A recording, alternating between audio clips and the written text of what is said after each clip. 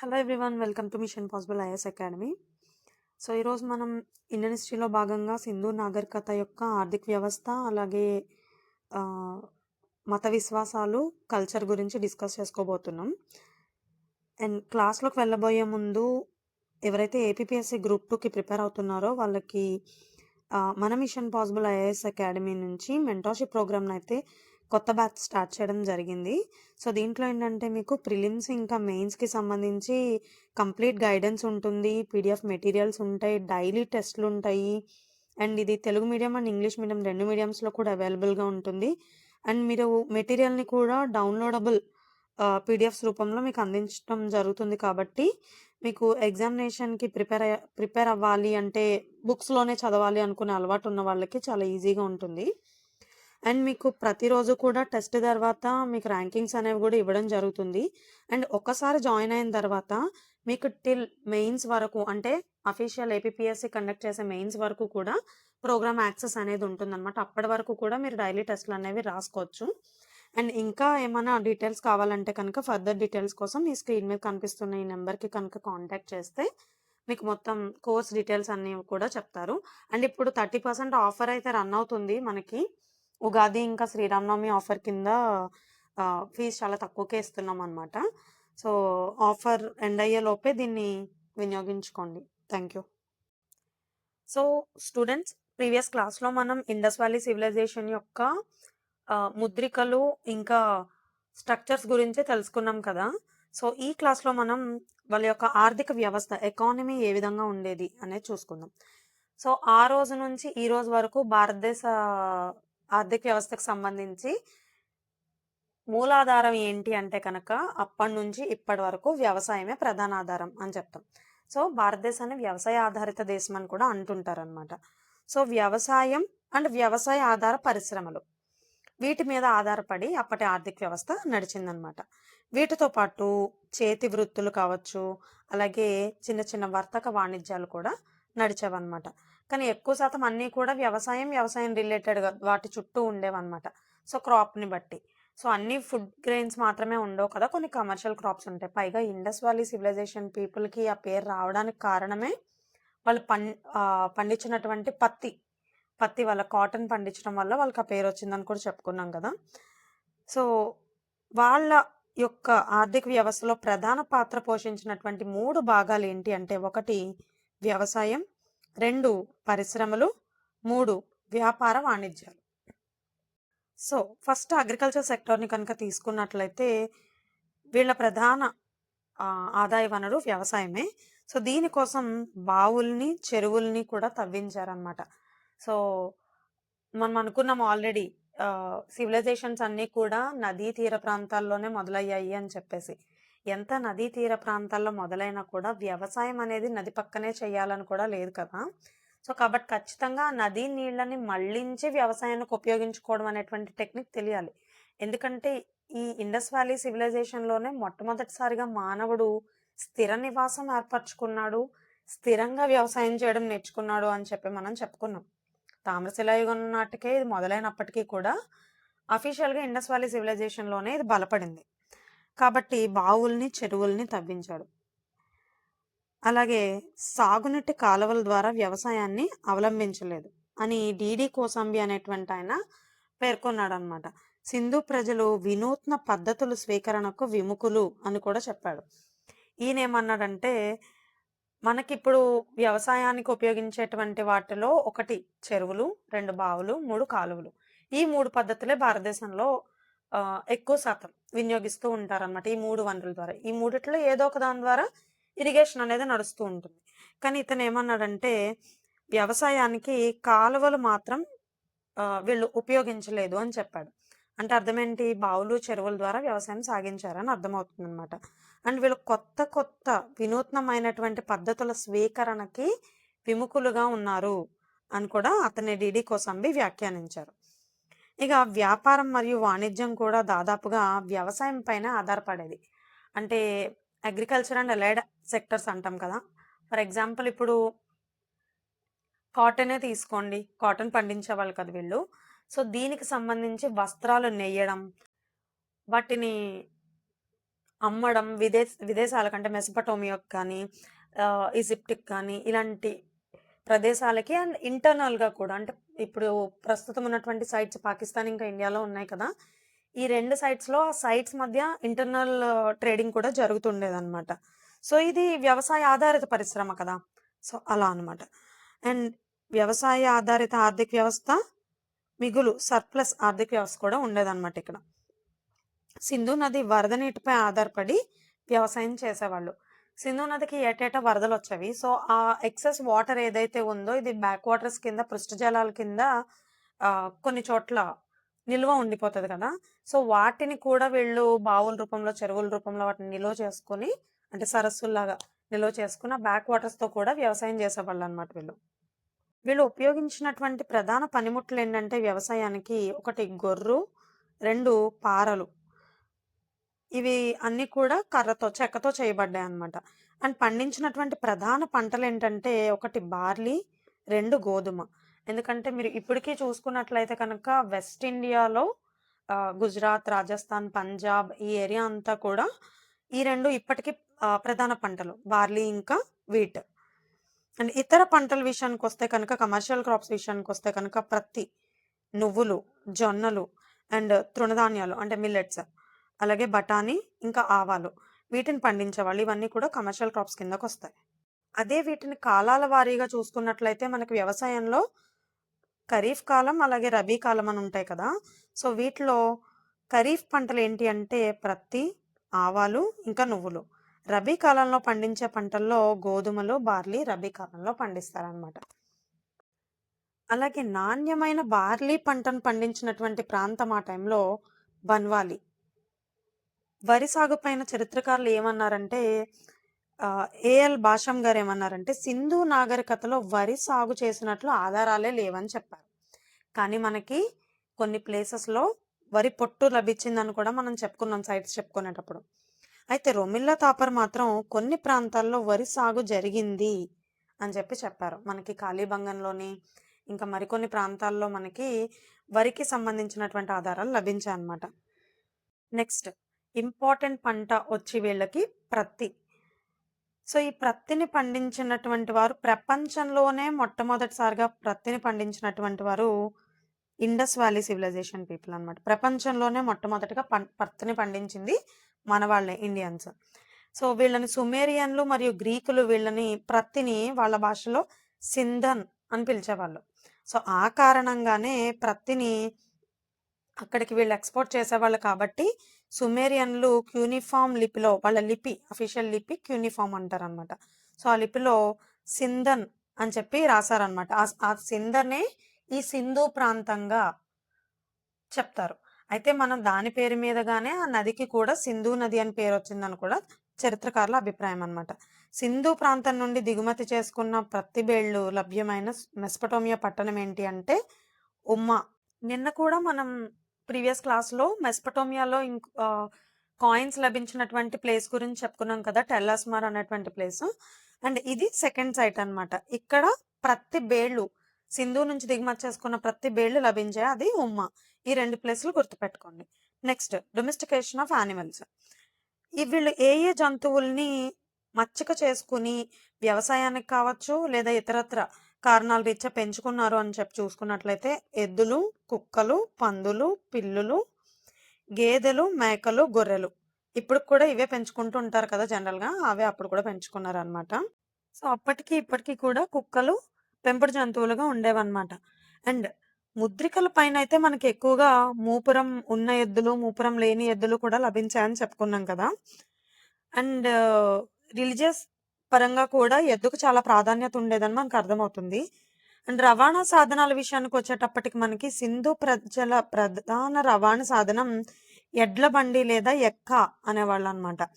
ఎక్క అనేది వికృతి పదం అంతే దానికి. జంతు అవశేషాలు లభించినటువంటి ప్రాంతాలను కనుక చూసుకున్నట్లయితే ఇవి ఇంపార్టెంట్ మనకి. లోథాల్లో మనకి టెరాకోటాతో చేసినటువంటి గుర్రపు బొమ్మ లభించింది. అండ్ ఎందుకు మనం ఇది అంత పర్టిక్యులర్‌గా చెప్పుకుంటున్నామంటే సింధు ప్రజలకి అసలు గుర్రమే తెలీదు. వీళ్ళకి తెలియని జంతువు అంటే గుర్రం అని మనం చెప్పుకున్నాం గదా! సో, అందుకోసం గుర్రపు బొమ్మ కనిపించిందనమాట లోథాల్లో. అండ్ సుర్కోటడాలో మనకి గుర్రపు అస్థిపంజరం కూడా లభించిందనమాట. సో, కానీ ఇది గుర్రానిదా లేకపోతే గాడిదదా అనేటువంటిది క్లారిటీ లేదు అని చెప్పి రొమిల్లా థాపర్ అనేటువంటి ఆర్కియాలజిస్ట్ చెప్పారు. అమ్రీలో మనకి ఖడ్గమృగం, రైనో యొక్క అవశేషాలు లభించాయి. కాళీబంగన్‌లో ఒంటెవి సంబంధించినవి లభించాయి. ఎందుకంటే కాళీబంగన్ రాజస్థాన్‌లో ఉంది కాబట్టి. గుజరాత్‌లో మనకి ఏనుగుకి సంబంధించినటువంటి అవశేషాలు లభించాయి. ఇక పరిశ్రమల విషయానికొస్తే కనుక ప్రధాన పరిశ్రమలు వీళ్ళప్పటికే కన్‌స్ట్రక్షన్ నిర్మాణ రంగంలో ఆరితేరిన వాళ్ళు కాబట్టి ఇటుకల పరిశ్రమ, అలాగే మీకింతకు ముందే చెప్పాను. Indus valley civilization people are highly fashioned అని. సో, పూసల పరిశ్రమలు, ఆభరణాల పరిశ్రమలు, నౌకా నిర్మాణ పరిశ్రమలు, వస్త్ర పరిశ్రమలు, ఎందుకంటే కాటన్ పండిస్తున్నారు కాబట్టి. సో, ఇవన్నీ కూడా ఉండేవి. ముడి ధాతువు నుండి రాగిని వేరు చేయడం సింధు నాగరికత ప్రజల లోహ సాంకేతికత పరిజ్ఞానానికి నిదర్శనం. ఎందుకంటే మనం దీన్ని ఏమని చెప్పుకున్నాం? Bronze age. బ్రాంజ్ అంటే కాపర్ ప్లస్ టిన్. ఈ 2 కలిపితే వచ్చేదే బ్రాంజ్. సో, ఆ రెండిటిని కలపాలంటే ఫస్ట్ ముడి ధాతువు ఏమంటాం కాపర్ ఓర్ ఏదైతే ఉందో కాపర్ ఓర్ నుంచి మనకి కాపర్‌ని సెపరేట్ చేసి దానికి టిన్‌ని యాడ్ చేస్తే వచ్చేదే బ్రాంజ్. దాని నుంచి వాళ్ళు ఉపయోగించే టూల్స్, మెటల్స్ ఇంకా యుటెన్సిల్స్ ఇవన్నీ తయారు చేసుకునేవాళ్ళనమాట. ఇంకా వస్త్ర మరియు లోహ పరిశ్రమల గురించి చూసుకున్నట్లయితే నూలు మరియు ఉన్నితో చేసినటువంటి వస్త్రాలు. ఎందుకంటే వీళ్ళు గొర్రెలని వాటిని పెంచుకున్నారని చెప్తున్నాం. గొర్రెలని పెంచడానికి గల కారణం ఏంటంటే వాటి ఊలు కోసమే పెంచున్నారనమాట. అండ్ పత్తిని పండించారని చెప్పుకుంటున్నాం.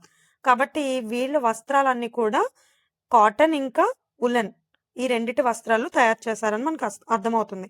సో, కాబట్టి వస్త్ర పరిశ్రమ కూడా బానే బలోపేతంగా ఉండిందని తెలుస్తుందనమాట.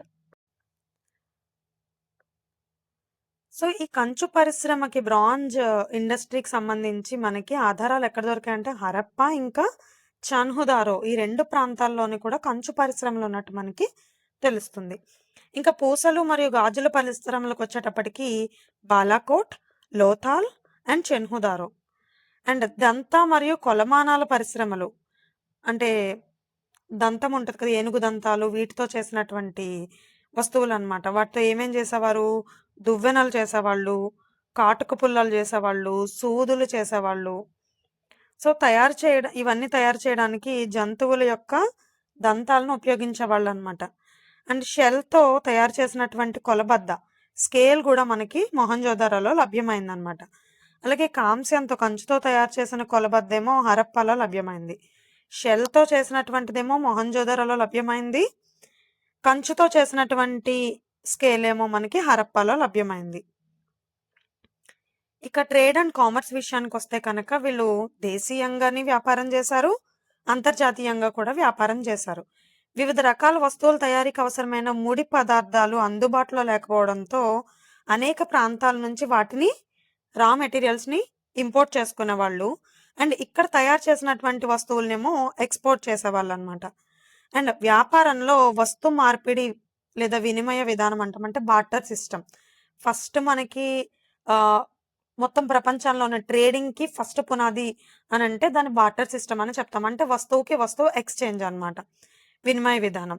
సో, వాటిలో మాత్రమే జరిగేది అని అర్థమవుతుంది. అండ్ వ్యాపారానికి ఆధారాలేంటి అనంటే కనుక సింధు ప్రజల వ్యాపారానికి ప్రధాన ఆధారం ముద్రికలే. ఈ ముద్రికలు అక్కడ దొరికాయి కాబట్టి మనకి వ్యాపారం జరిగింది ఇక్కడ నుంచి అక్కడికి అని అర్థమవుతుంది. అండ్ పర్షియన్ గల్ఫ్ ముద్రికతో ఉన్నటువంటి కొన్ని సీల్స్ మనకి లోతాల్లో లభించాయి. లోతాల్ పోర్ట్ ఏరియా కాబట్టి సో, పోర్ట్ త్రూ మనకి సీ త్రూ వ్యాపారం జరిగింది అని అర్థమవుతుందనమాట. సో, అక్కడ మనకి పర్షియన్ గల్ఫ్ ముద్రికలు లభించాయి. కాబట్టి మనకి మెస్పటోమియాతో ట్రేడ్ జరిగిందని తెలుస్తుంది. అండ్ పర్షియన్ గల్ఫ్‌లోని సైలక అనేటువంటి ప్రాంతంలో మన ఇండస్ వ్యాలీ సివిలైజేషన్ సీల్స్ కూడా అక్కడ లభించాయన్నమాట. అండ్ మెస్పటోమియా సివిలైజేషన్‌కి చెందిన బూడిద కుండలు హరప్పాలో లభించాయి మనకి. అండ్ హరప్పా ముద్రికలు ప్రపంచంలో వేరే వేరే చోట్ల ముఖ్యంగా సుమేరియా ప్రాంతంలో లభించినటువంటి ప్లేసులు ఎక్కడ అంటే ఉర్, సుసా, తెష్, టెల్ అస్మార్. ఈ 4 కూడా ఇరాన్‌లో ఉన్నాయి. ఉర్, సుసా, తెష్, టెలస్మార్ అండ్ నిగ్గర్. రవాణా మరియు రేవు పట్టణాల విషయానికి వస్తే కనుక వీళ్ళకి ప్రధాన రవాణా సాధనాలు వచ్చి ఇందాక చెప్పుకున్నాం మనం, ఎక్క లేదా ఎడ్ల బండి అని. రెండోది వచ్చి ఓడలు. అండ్ వ్యాపారం జరిగిన రేవు పట్టణాలు వస్తే మనకి ఫస్ట్ గుర్తు రావాల్సింది Lothal, and second Surkotada, 3 Balakot and సుత్కజండార్.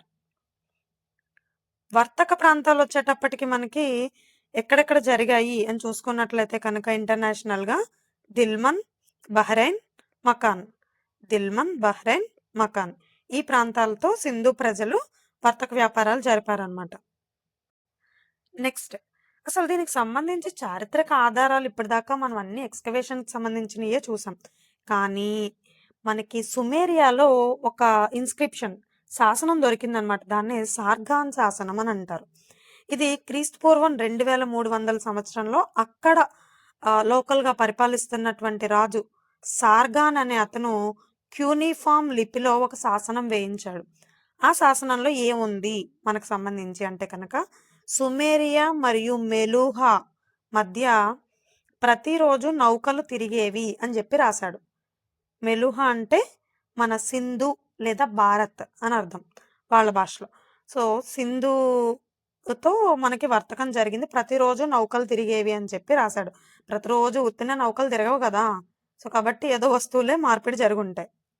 And Sumeria నుండి నౌకలు దిల్మన్ అంటే ఇప్పుడు ప్రజెంట్ డే బహ్రెయిన్లో ఉందన్నమాట, అక్కడికి, అలాగే మకన్ రేవు పట్టణాల గుండా సింధు ప్రాంతానికి వెళ్ళేవని చెప్పేసి వివరించాడు. అంటే మీకు ఆటోమేటిక్గా అర్థమైపోతుంది.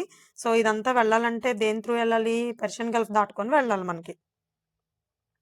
సుమేరియా శాసనాల్లో సింధు ప్రజల్ని మెలుహా అని ప్రస్తావించారు. వాళ్ళ శాసనాలలో సింధు ప్రజల్ని ఏమని ప్రస్తావించారు? ఏపీఎస్సి ఇలాంటి క్వశ్చన్లే అడుగుద్ది. ఇంట్రెస్ట్ ఏపీఎస్సికి ఇలాంటివి అడగడం అంటే, ఎందుకంటే ఇవి ఎవడు పట్టించుకోడు కదా. సో మెలుహా అని పిలిచేవాళ్ళు, సింధన్ అని ప్రత్తిని పిలిచేవాళ్ళు, సింధు ప్రాంతాన్ని మెలుహా అని పిలిచేవాళ్ళు.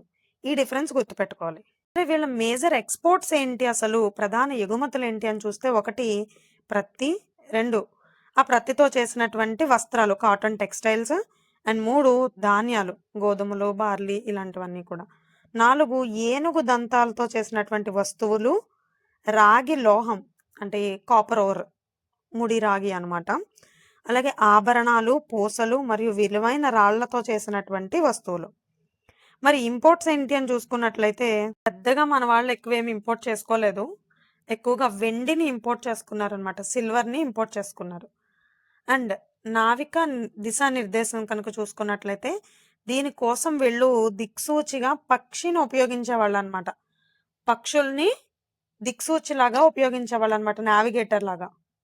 అండ్ మెసపటోమియాలో మనకి ఫరా వద్ద లభించినటువంటి ముద్రికల మీద పక్షి ఉన్న ఓడ బొమ్మ ఉందన్నమాట. సో పక్షి అలాగే ఓడ 2 కలిపి ఉండడం వల్ల ఓకే, పక్షిని వీళ్ళు నావిగేటర్గా ఉపయోగించారని మనకి తెలుస్తుంది. పక్షిని దిక్సూచిగా ఉపయోగించే పద్ధతి బవేరు అంటే ప్రజెంట్ డే బాబిలోన్ అంటాం కదా. సో ఆ బాబిలోన్ జాతక కథలు అంటే ఏం లేదు, అక్కడ లోకల్ స్టోరీస్ ఉంటాయి కదా, వాటిని జాతక కథలు అంటారు. సో వాటిలో మనకి కనిపిస్తుంది అనమాట. అండ్ ఇక్కడ కొన్ని వస్తువులు ఏవైతే ఉన్నాయో ఇవి ఎక్కడెక్కడ ఇండియా లోపల, ఇండియాలో అండ్ ప్రజెంట్ డే పాకిస్తాన్ లోపల ఉన్నటువంటి సైట్స్లో కావచ్చు, ఎక్కడెక్కడైతే దొరికాయి అని చెప్పి చూసుకున్నట్లయితే బంగారం వచ్చి ఆఫ్ఘనిస్తాన్ అండ్ సౌత్ ఇండియాలో కోలార్ గనుల నుంచి మనకి బంగారం అనేటువంటిది లభించిందని తెలుస్తుంది. రాగి వచ్చేటప్పటికి రాజస్థాన్లోని కేత్రి మైన్స్, ఇప్పటికీ కూడా రాగికి కేత్రి మైన్స్ ఫేమస్ కదా. అండ్ బెలూచిస్తాన్ అండ్ అరేబియన్ ప్రాంతంలో మనకి రాగి లభించింది. టిన్ తగరం వచ్చి మనకి అరేబియా ఇంకా బీహార్లో లభించింది. అండ్ లాపిస్ లాజులి అంటే ఇంద్రనీలమణి, ఇంద్రనీలమణి అంటే బ్లూ కలర్లో ఉంటుంది కదా, సాఫైర్, ఆ నవరత్నాల్లో ఒకటి నీలం అంటాం కదా. సో అది వచ్చేసి మనకి బదక్షాన్ ఆఫ్ఘనిస్తాన్లో లభించింది అనమాట. అండ్ అగేట్ ఇది కూడా రత్నాల్లో ఒకటి, ఇది మనకి సౌరాష్ట్ర గుజరాత్లో లభించింది. అండ్ అమెథిస్ట్ ఇది మహారాష్ట్రలో లభించింది. అండ్ జేడ్ ఇది మధ్య ఆసియా ప్రాంతం. అంటే మధ్య ఆసియా ప్రాంతం అంటే మనకి దుబాయ్ ఈ ఏరియా ఏదైతే ఉందో గల్ఫ్ ఏరియా అక్కడ లభించింది. అండ్ వెండి వచ్చేటప్పటికి మనకి ఇరాన్ ఇంకా ఆఫ్ఘనిస్తాన్ వెండికి ప్రసిద్ధి అనమాట అప్పుడు. అందుకనే మనం దిగుమతి చేసుకునేవాళ్ళం. గవ్వలు లేదా గిరిజ అని అంటారు. ఇది గుజరాత్‌లో లభించేవి. ఎందుకంటే సీ ఉంది కాబట్టి అక్కడ. అండ్ టార్కోయిస్ ఇది ఇరాన్‌లో లభించింది. వజ్రాలకి ఈజిప్ట్ ప్రసిద్ధి. ఇప్పటికీ కూడా ఆఫ్రికా అంటే వజ్రాలకు ప్రసిద్ధి. అండ్ స్టీటైట్ వచ్చి మనకి ఇరాన్ నుంచి లభించేదన్నమాట. ఇక తూనికలు, కొలతలు వెయిట్స్ అండ్ మెజర్స్. సో వీళ్ళు సింధు నాగరికత ప్రజలు ఖచ్చితమైన తూకములు మరియు బరువుల్ని ఉపయోగించారు అనేటువంటిది మనకు తెలుస్తుంది. దాని ద్వారానే మరి ఆర్థిక వ్యవస్థ అనేటువంటిది ఈ బార్టర్ సిస్టమ్ నడవాలి అంటే సరైనటువంటి తూకం, కొలతలు ఇవన్నీ కూడా అవసరం కదా! సో అందుకనే తూనికలు, కొలతలకి హిస్టరీలో చాలా ఇంపార్టెన్స్ ఉంటుంది. మరి వీళ్ళకి తూనికలకి కొలమానం ఏంటి? ఏముండేది అంటే కనుక వీళ్ళు తూనిక రాయి కింద ఆల్బెస్టర్ అనేటువంటి ఒక రాయిని ఉపయోగించేవాళ్ళు. వీళ్ళ తూనిక రాళ్ళు, కొలబద్దలు ఎక్కడెక్కడ దొరికాయి మనకి అంటే మొహంజోదారో, హరప్పా, చెన్హుదారో ఈ 3 మెయిన్ సైట్స్‌లోని కూడా తూనికలు, కొలతలకు సంబంధించినటువంటి కొలబద్దలు లభించాయి. అదేవిధంగా మెస్పటోమియా అండ్ పర్షియన్ గల్ఫ్ ప్రాంతాల్లో కూడా మనకి కొన్ని తూనిక రాళ్ళు లభించాయి. ఇండస్ వ్యాలీ సైట్స్‌కి సంబంధించినవి.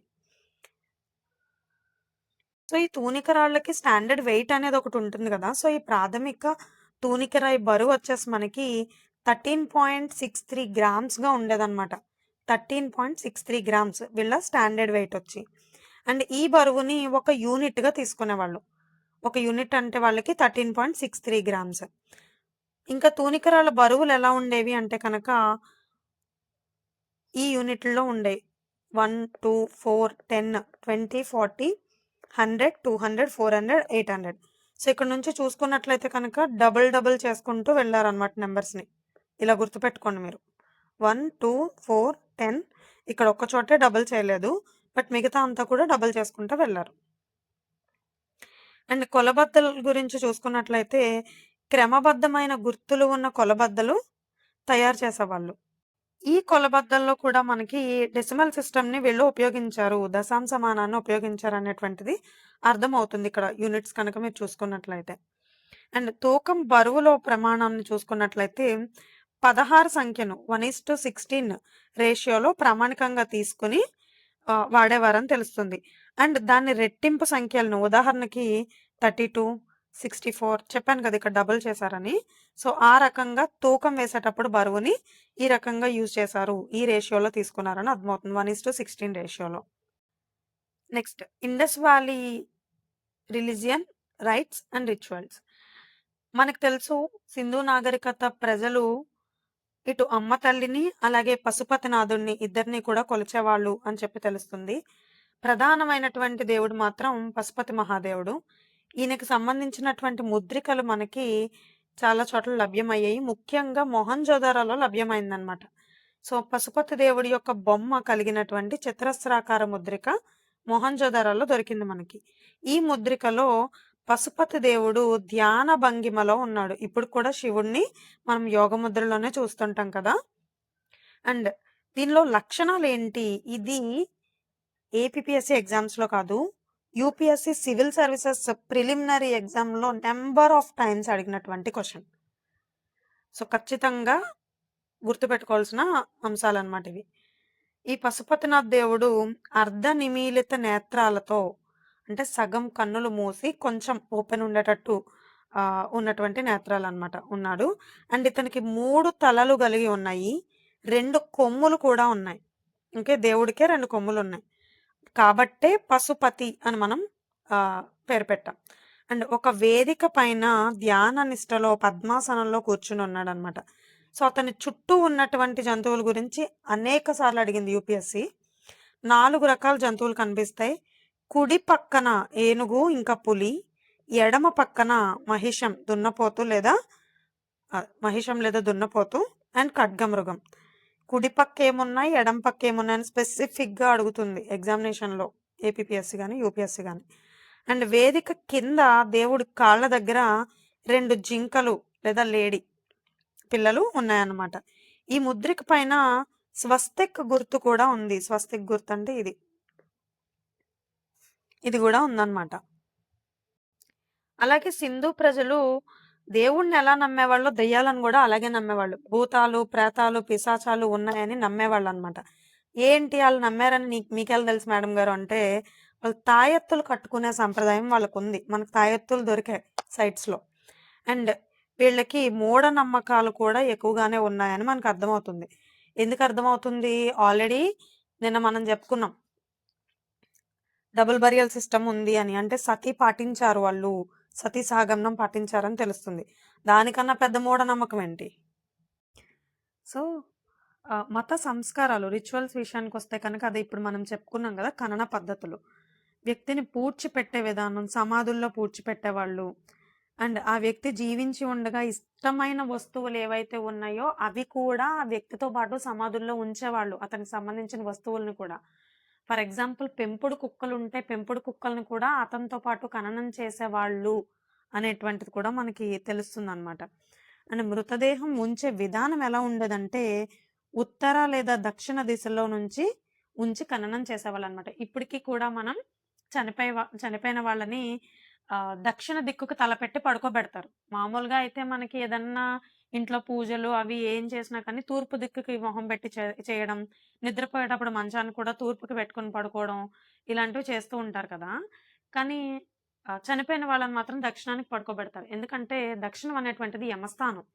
సో, దక్షిణానికి అధిపతి యముడు కాబట్టి అటు పడుకోబెట్టడం అనేటువంటిది జరుగుతదనమాట చనిపోయిన వాళ్ళని.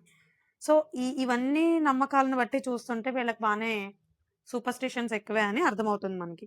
అండ్ మృతదేహం యొక్క తల ఉత్తరం వైపు ఉండేటట్లుగా చూసేవాళ్ళనమాట అప్పట్లో వాళ్ళు. బట్ ఇప్పుడు నిజానికి వాస్తవానికి తల దక్షిణానికి పెడతారు. బట్ అప్పుడు వాళ్ళు ఉత్తరానికి ఉండేటట్లుగా చూసేవాళ్ళు. అండ్ వెల్లకిలా పడుకోబెట్టి ఖననం చేసేవాళ్ళు. అంటే నార్మల్‌గా ఇప్పుడు ఎలాగైతే పడుకోబెడతామో అలాగే వెల్లకిలా పడుకోబెట్టి ఖననం చేసేవాళ్ళు. పాక్షిక ఖననం, పార్షియల్ క్రిమేషన్ కూడా జరిగిందనమాట. ఇది మనకి ఎలా తెలుస్తుంది అంటే, శరీరంలో ఏదో ఒక అవయవాన్ని మాత్రమే పూడ్చిపెట్టే విధానం ఉండేది.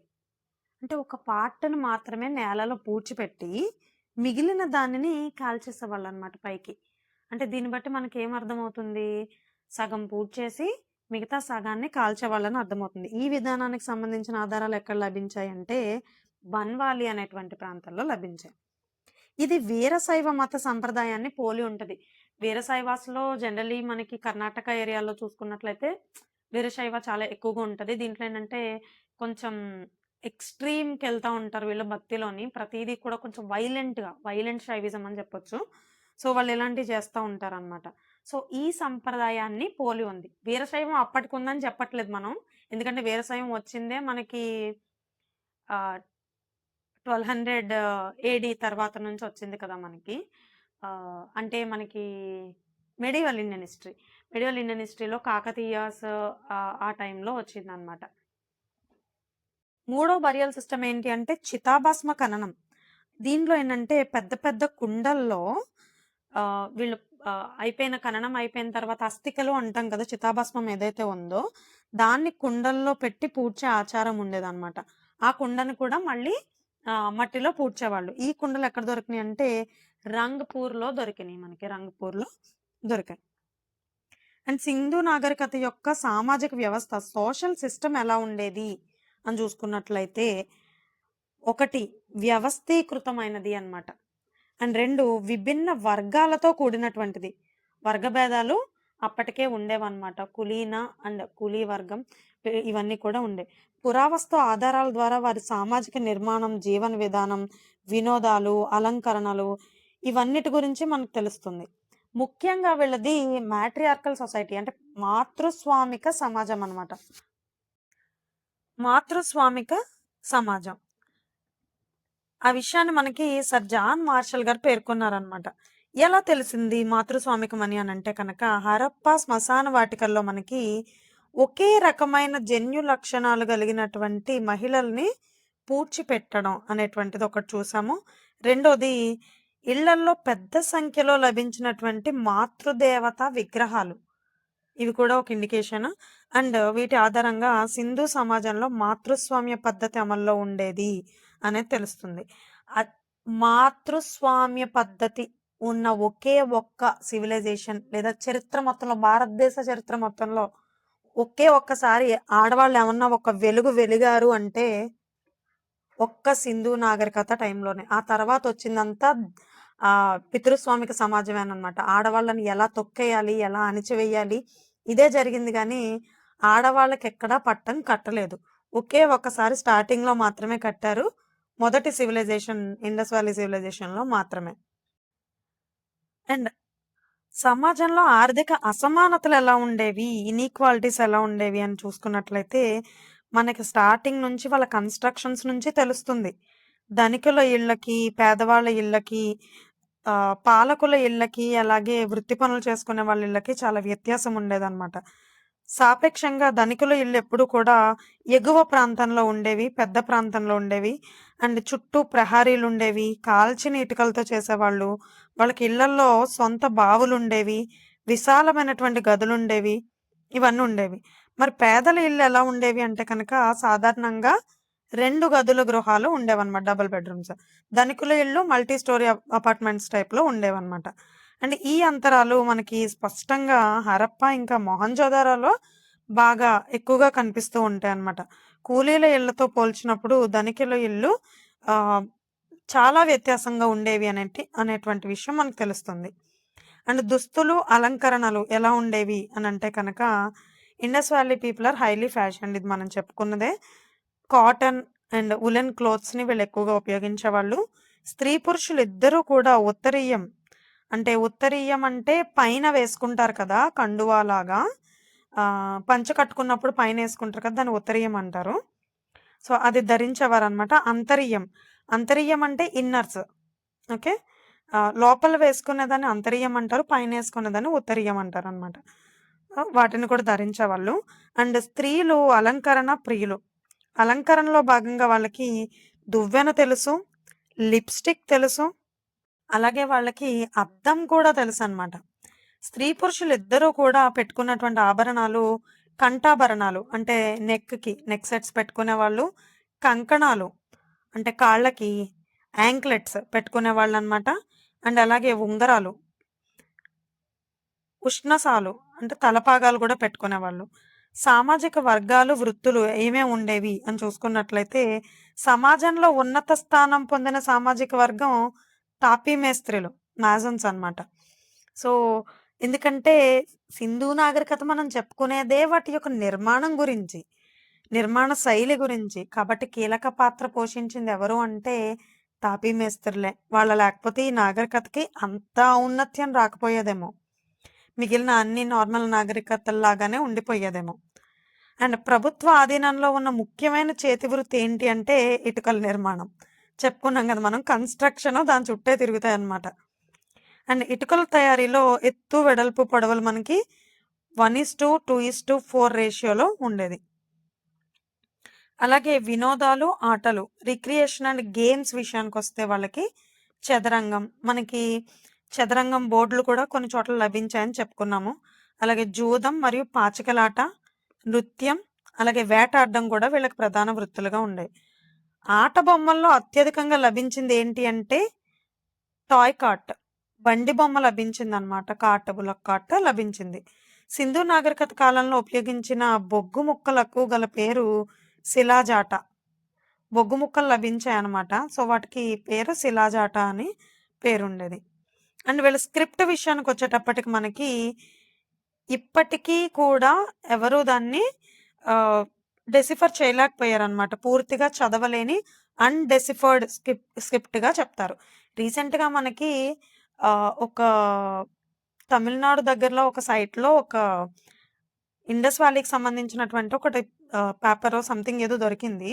సో, దాన్ని డెసిఫర్ చేసి డీకోడ్ చేస్తే కనుక ఎన్ని లక్షలో గాని ఇస్తామని చెప్పి ఇండియన్ గవర్నమెంట్ అనౌన్స్ చేసిందనమాట. ఎవరన్నా ఆ స్క్రిప్ట్‌ని కనుక అనలైజ్ చేసి డెసిఫర్ చేయగలిగితే. అయినప్పటికీ లభ్యమైనటువంటి పురావస్తు ఆధారాల ఆధారంగా ఈ లిపి స్వభావం, భాష, దిశ, పరిమాణంపై పండితులు చాలా విశ్లేషణలు చేశారు. ఏమని? ఈ లిపి స్వభావం ఏంటంటే బొమ్మలతో కూడుకొని ఉంది కాబట్టి దీన్ని బొమ్మ లిపి లేదా చిత్రలిపి, పిక్టోగ్రఫీ అంటారు. సో, వాళ్ళు ఏం మాట్లాడినా కూడా బొమ్మలతోనే మాట్లాడేవాళ్ళనమాట. అండ్ ఈ చిత్రలిపికే మరొక పేరు ఐడియోగ్రాఫిక్ లేదా సింబాలిక్ స్క్రిప్ట్ అని కూడా అంటారు. దీన్ని జ్యుయలిక్ అని కూడా అంటారు. జ్యుయలిక్ స్క్రిప్ట్ అన్నా, ఐడియోగ్రాఫిక్ స్క్రిప్ట్ అన్నా, అండ్ సింబాలిక్ స్క్రిప్ట్ అన్నా, పిక్టోగ్రఫీ అన్నా కూడా ఒకటే అన్నమాట. అండ్ ఈ లిపికి ఆధారాలొచ్చేసి మనకి ప్రధాన ఆధారాలు ముద్రికలు. ముద్రికల మీదే మనకి ఈ బొమ్మ లిపి ఎక్కువగా కనిపించేది. అండ్ కొన్ని సందర్భాల్లో రాగి తాయెత్తుల మీద, అలాగే గాజుల మీద కూడా లిపి కనబడేది మనకి.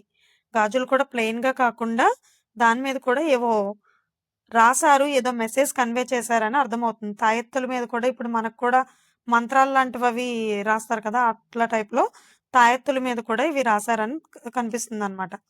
అండ్ లిపి దిశ, డైరెక్షన్, రచనా విధానం ఎలా ఉండేది స్క్రిప్ట్ కనంటే కనుక, ఫస్ట్ ఎడమ నుంచి కుడికి అంటే జనరల్‌గా మనం రాసేటట్టు, మళ్ళీ తిరిగి సెకండ్ లైన్ కుడి నుంచి ఎడమకి. అంటే ఇలా. దీన్నే సర్పలేఖనం అంటారనమాట. లేదా నాగవల్లికల లిపి. బోస్ట్రోఫెడాన్ అంటారు. బోస్ట్రోఫెడాన్ స్క్రిప్ట్ అని అంటారనమాట దీన్ని. అండ్ ఈ లిపిలో కొనసాగింపు కంటిన్యూటీ అనేటువంటిది కనబడదు. అంటే ఇది అయిన తర్వాత మనకి మళ్ళీ ఇలాగే రావాలి కదా! సో, అలా కాకుండా మనకి ఒకటి ఇటొస్తది, ఒకటి ఇటొస్తది, ఒకటి ఇటొస్తది, ఒకటి ఇటొస్తది. సో, కంటిన్యూటీ అనేటువంటిది కనబడదనమాట. స్కాలర్స్ ఆన్ ఇండస్ స్క్రిప్ట్ ఏమన్నారంటే ఈ ఇండస్ స్క్రిప్ట్ గురించి, 1965 కంటే ముందు పరిశోధనలు ఈ స్క్రిప్ట్ మీద చేసినటువంటి వాళ్ళు father henry heron and GR Hunter. వీళ్ళు 1965 కంటే ముందే ఈ స్క్రిప్ట్ మీద వర్కౌట్ చేశారు. 65 తర్వాత ఎస్ఆర్ రావు గారు, కృష్ణారావు గారు, ఐరావతన్ మహాదేవన్ గారు వీళ్ళు ఈ స్క్రిప్ట్ గురించి శోధించారు. సో, ఎలా గుర్తుపెట్టుకుంటారు? 65 కంటే ముందు ఇంగ్లీష్ వాళ్ళు చేశారు. 65 తర్వాత మన ఇండియన్స్ చేశారు.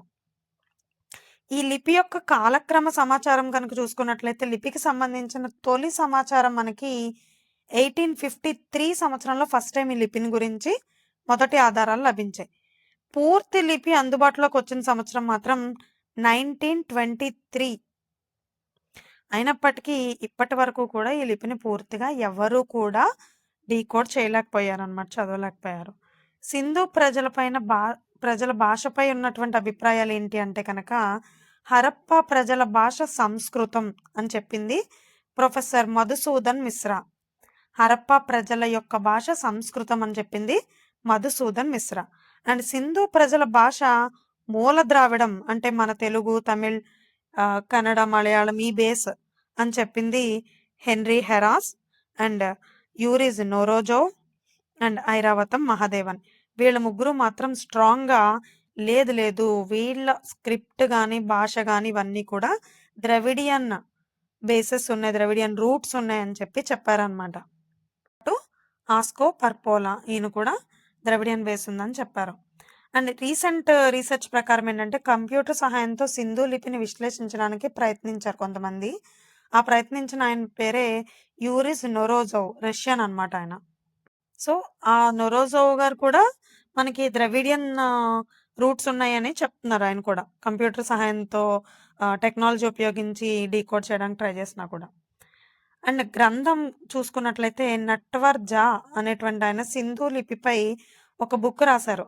దాని పేరే the Vedic glossary on Indus script. The Vedic glossary on Indus script అనేటువంటి బుక్‌ని నట్వర్ జా అనేటువంటి ఆయన రాశారు.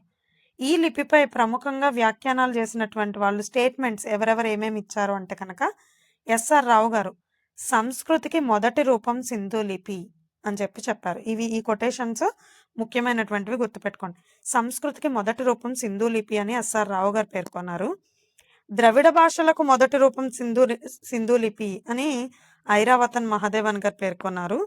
అండ్ సింధు లిపి బ్రహ్మలిపి సింధు లిపి నుండి బ్రాహ్మీ లిపి ఆవిర్భవించింది అని చెప్పి లాంగ్టన్ మరియు రాజారాం వీళ్ళిద్దరూ పేర్కొన్నారనమాట. సో, సింధు నాగరికత దాని యొక్క పతనం గురించి అసలు అనేక మంది చరిత్రకారులు అనేక రకాల ఆరోపణలైతే చేశారు. సో, వీటిలో ముఖ్యంగా మనకి డిడి కోసాంబి గారు పర్యావరణ మార్పులే సింధు నాగరికత పతనానికి కారణం అని చెప్పి పేర్కొన్నారనమాట. అలాగే ఆధునిక పరిశోధనల ప్రకారం ఏంటంటే అమెరికాకు చెందినటువంటి Rochester institute of technology RTI అంటాము, సారీ ఆర్ఐటి అంటాము. దీనికి చెందినటువంటి నిశాంత్ మాలిక్ గారు 2020 డిసెంబర్లో ఒక అధ్యయనం చేశారు. దీని ద్వారా ఏం తెలిసిందంటే క్లైమేట్ చేంజ్, శీతోష్ణ స్థితి మార్పు వల్లనే సింధు నాగరికత అంతరించింది అని చెప్పి నిశాంత్ మాలిక్ గారు రోచెస్టర్ ఇన్స్టిట్యూట్ ద్వారా తెలియజేశారనమాట.